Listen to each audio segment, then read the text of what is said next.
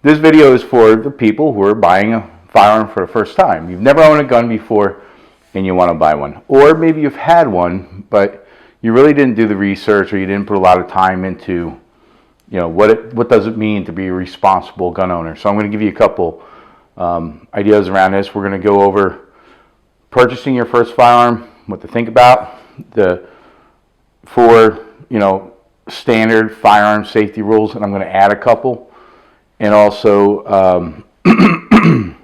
how to keep yourself out of jail and losing your home, right? And so I do have a lot of experience with firearms, about 20 years of collecting, and before that, another 15 years in law enforcement. I'm friends with prosecutors, I'm friends with lawyers, friends with people who are still on a job. We talk about these things. So I'm coming from a point of actually knowing a little bit about it. And I only say that because there's a lot of opinions out there, and of course what I'm saying is taken as subjectively as an opinion, but I think it's good advice, right? It errs on the side of, like I said, keeping yourself out of jail, not dead, or killing somebody else. Right? When you're looking for a firearm, to purchase a firearm, talk to people, not just that you trust, but people that actually have some experience. They've got years of either collecting, shooting, hunting. People in the know. Also, you can go on YouTube. There's a lot of YouTube channels that will demonstrate firearms. They do reviews. The two I like is, of course, Hickok 45. Everybody knows him. And then there's The Honest Outlaw. He goes over a lot of the aesthetics of the guns, how they operate, what his favorite ones are. And he's done I think he said 12,000 guns or something like that, or maybe 1,200. No, probably 12,000. I don't know. 1,200 sounds more accurate. And then one of my favorite ones, more on the legal side, is Active Self-Protection, who is ran by John Correa. So look those channels up before you buy a gun. Just get to know a little bit. Take a class. I don't understand why there isn't like a county or municipal or even like a federal level free class to take. And maybe there's some in some jurisdictions, but I think there should be one across the board. Just a free gun safety, gun knowledge, local law class that you can take. Now you can take a CCW class to get your CCW. Here in Arizona, you don't need that, but it's good to take it anyway, just so you're familiar with the laws and what to do. But there should be like a free thing that you could take. But if there's not, still, spend the money, take the class. It's like riding a motorcycle. It's a dangerous thing to do.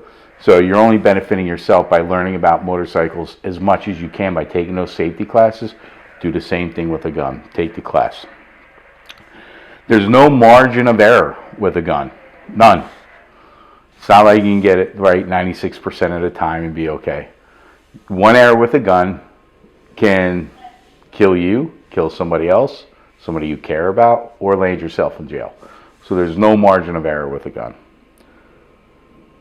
When you own a gun, your approach to everything needs to change. If you're not like a laid back, calm, mature person who's got your anger under complete control, if you don't have that, I would really think twice about owning a gun, and maybe working on fixing those things before going out and purchasing a gun, because your attitude towards everything needs to change. No more arguing with people on the road, getting into fights with people at the bar. You shouldn't even have a gun there anyway. So everything like that changes. If you're a drinker, if you're a drug addict, you really got to take care of that before you purchase a gun. So, and then when you do get your first gun, what I would do, of course, have some kind of way to keep it safe at home. Now, I keep a bedside gun. Then when I go to work, it gets locked up. I have safes. I do a combination safe. So if I do have friends over and we do drink, I put it in the safe. And that combination, if you had a couple of drinks, pretty hard to get back into your safe. So it's kind of like my own safety thing. Just throwing that out there. But yeah, you should be really cognizant of that. So have a place to keep your gun that's safe. And buy a replica and just practice not pointing at anybody. You can buy these things called snap caps. They're not caps and they don't snap, so I don't know why they're snap caps. They're replica bullets. And you put all your bullets away. If you have a partner, make sure that, get a second pair of eyes, that all the real bullets are gone. And use those replica bullets in practice, keeping the muzzle down. Don't point it at anything. Don't put your finger in the trigger. Practice all that stuff until you feel like it's like natural. And then go to the range and do all that. But it's really good to get that muscle memory before you do any of that stuff. I have a replica gun, so I practice it in my holster and all that stuff. So I just got that muscle memory before I'm actually using a loaded gun.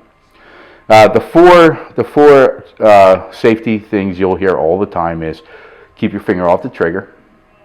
Never put your finger on the trigger until you're about to fire the weapon. And like I said, get a replica gun, practice that, make it muscle memory. Whether that's a long gun or a pistol, keep your finger out of the trigger well. Only point the weapon at things you want to destroy. When I take people shooting, that's like the number one violation that they do is they don't realize it. They figure the gun in their head, they're thinking the gun's not loaded, which is another rule. Treat every gun like it's loaded, and I will see the muzzle, and I don't allow you to make too many mistakes when you're shooting with me. In fact, you're not allowed to make any. If you're just like talking, just I'm not going to get into it. If it's an egregious mistake, we're done. We're going home for the day. I'd rather shut it down, take the 2 hour or the 1 hour drive home, rather than bringing somebody to the hospital. So keep your finger out of the trigger well. Don't point it at anything unless you've decided to destroy that thing. Know your background. So anytime you shoot anything, you always got to know what's in the background. Not like if you're going to miss, but even if you shoot something, it could go through that item that you're shooting, your target, whatever that is, that threat, and it could hit something in the background. So always be aware of what your background is, and you have to make decisions accordingly to that. Treat every gun like it's loaded. Every gun is loaded. There's a saying that goes, nobody's ever been shot with a loaded gun. And that's because people accidentally get shot because they say the gun's empty, right? Every gun is loaded all the time, even when you pick it up. Now, what I do is, this is where I learned this in the academy, police academy, is you open up the breech on the gun, and when you hand it to somebody, it's so they can see down that breech. Take your pinky, put it in there, put it on the barrel, make sure there's no bullets in there. So you're looking, you're feeling, and you're actually making sure that there's nothing in there. And if you can, get a second person around to also say, yeah, it's empty. And when I bring people out to the desert to go shooting, all the guns are sitting on the table, all the action is open.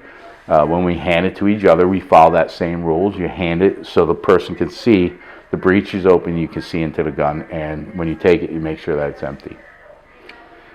Now, I'm going to add a couple. Those were the standard ones that you always see. Now, these are the ones that I add. Treat and move and make everything you do with that weapon intentional. Meaning, here, I'll give you an example. Has you ever come home from the store, maybe you got a lot of things going on, and you put all your groceries away only to find out an hour later that you put the steak in the cabinet, or maybe you put the box of kitty litter, well, that's a little bit much. You put something that doesn't belong in the fridge, and it's just because your brain wasn't focusing. You kind of going off your routine. Don't ever do that with weapons. Everything you do with a weapon, you should be consciously and actively aware of as you do it. If I'm going to put it in my holster, don't just make it where you're not thinking about it. Know what you're doing. If you're going to put it on a table, make sure you're racking it back, you're opening the action, you're putting it on a table. Make every single action you're doing intentional.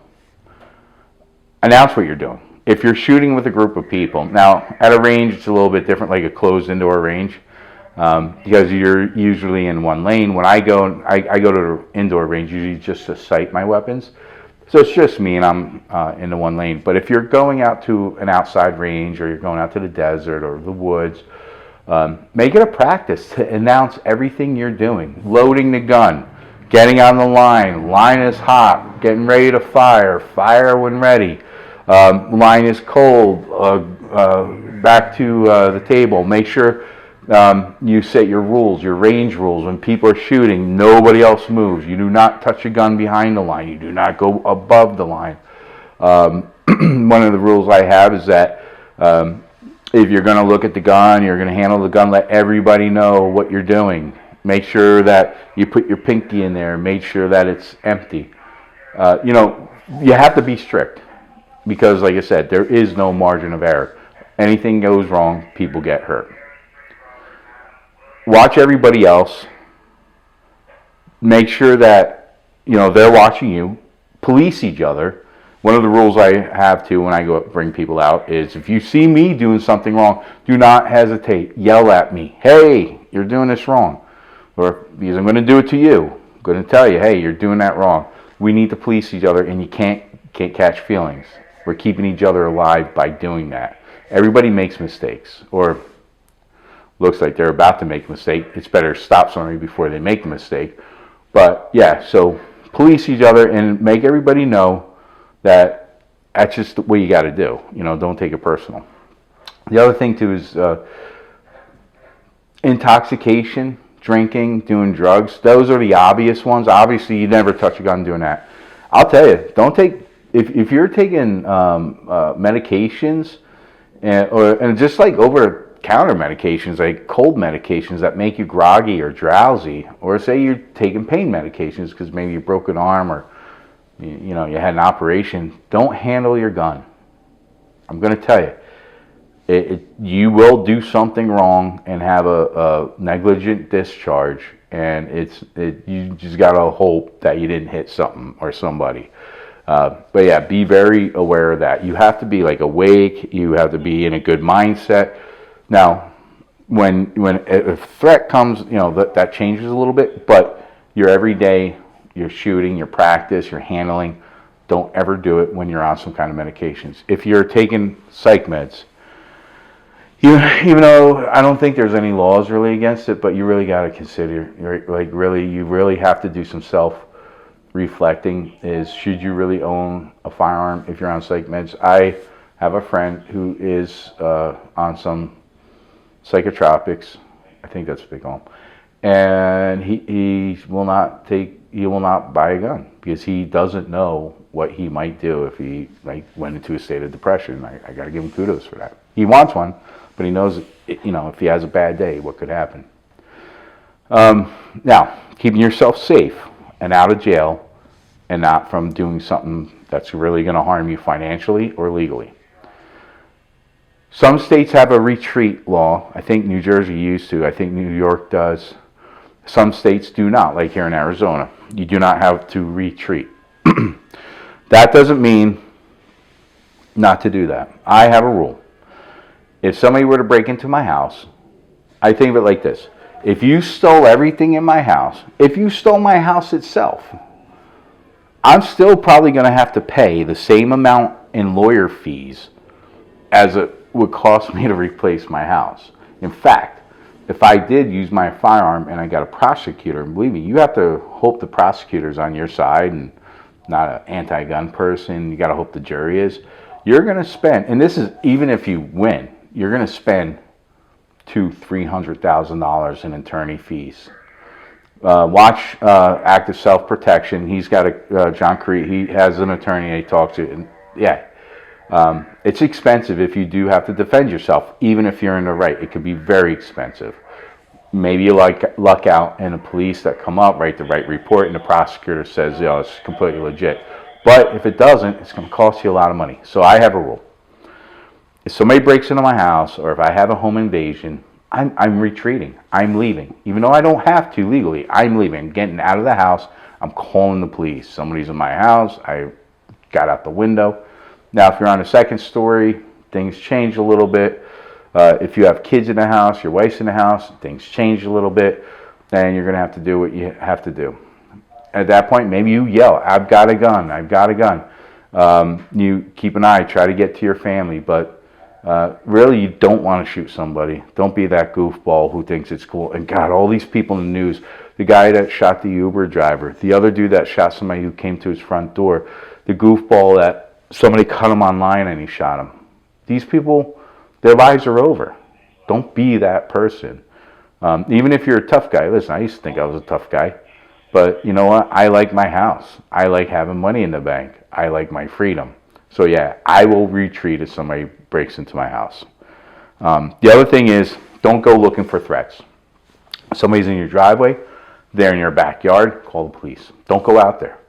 There's a thing called, and I forget, it's basically like hunting, or it's looking for problems, and prosecutors love to bring that up. You go in your backyard and you're looking for a bad guy, prosecutor's going to say, what were you doing in the backyard? Why'd you have your gun? Well, I thought it was a threat. Well, why didn't you call the police during a threat? Well, I don't really have to. It's my backyard. Oh, so you went looking for a problem. Well, no, I didn't go looking for a problem. Why didn't you call the police? Let them do it. So they're going to play that game. And I know people are going to have opinions about it, but I'm telling you from experience and talking to people and do your own research, that's how they approach it. And you better hope you have a jury that sees it the same way you do, because if you don't, you're going to jail. So it's better, if somebody wants to steal your car, let them steal the car. I mean, don't say, hey, here's the keys. I'm just saying, call the police. Don't go out there. They might shoot you. There's a story of somebody who went out on their porch with a gun. They turned the lights on, and they got shot. The homeowner got shot by the people stealing the car. Not too smart. If he was still alive, I'm sure he would do it differently. And I'm going to end this with the best advice you could ever have. If you live by this advice, you'll be fine. You'll keep your things. You'll stay out of jail, and you most likely won't have any problems. And it goes like this. Stay out of stupid places. During stupid times, for stupid reasons, and around stupid people. And I'll give you an example. Say you're at home and it's 1 o'clock in the morning and you just finished off 2 6-packs and you want one more 6-pack. So you decide you're going to go to 7-Eleven at 2 o'clock in the morning and you're going to put your gun on you. Well, you're going to a really stupid place at a very stupid time for a very stupid reason. And usually people at 7-Eleven at 2 o'clock in the morning, say on a Friday, are probably going to be stupid people. And you're probably going to have a problem. So that's just an example. Stupid places, stupid times, stupid reasons, stupid people. Stay away from all of it and you'll be okay. Anyway, I hope you enjoyed the video. Leave some comments. I'm sure people are going to argue with things I said. That's fine. And everybody has an opinion. Then these are my opinions. But I think my opinions err on the side of you actually being able to keep your money, keep your freedom, and potentially keep your life. So, cheers.